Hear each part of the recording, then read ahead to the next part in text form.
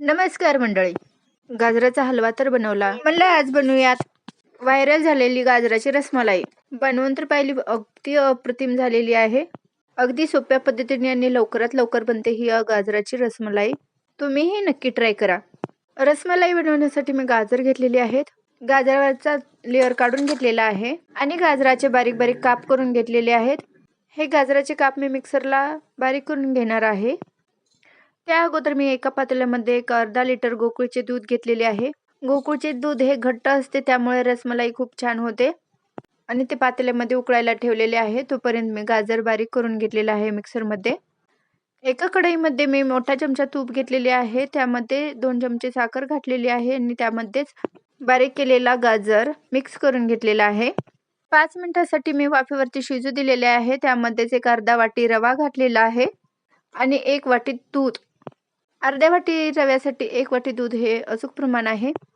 आणि पाहू शकता, हे 5 मिनिटांसाठी मी छान मिक्स करून घेतलेलं आहे आणि 5 मिनिटांनंतर गाजरामधील ओलसरपणा कमी होतो आणि गाजराचा असा मस्त टो तयार होतो.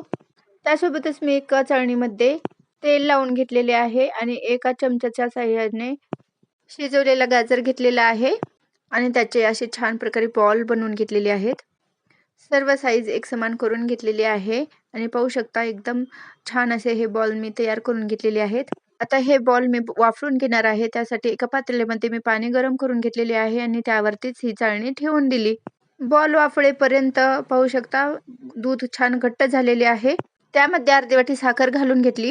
त्यासोबतच बारीक केलेला गाजर 1 चमचा त्यामध्ये घालून घेतलेले आहे आणि ड्रायफ्रुट्सही ॲड करून घेतले आणि स्वादासाठी वेलची पावडर घालून घेतलेली आहे. तोपर्यंत आपले बॉल वाफून निघालेले आहेत. अप्रतिम असे बॉल तयार झालेले आहेत. त्यावरती आपण रसमलाई सोडून घ्यायची आहे. रसमलाईमध्ये 5 ते 10 मिनिटांसाठी बॉल ठेवायचे आहेत. गाजराची रसमलाई एकदा नक्कीच ट्राय करा. व्हिडिओ आवडला असेल तर लाईक आणि शेअर करा.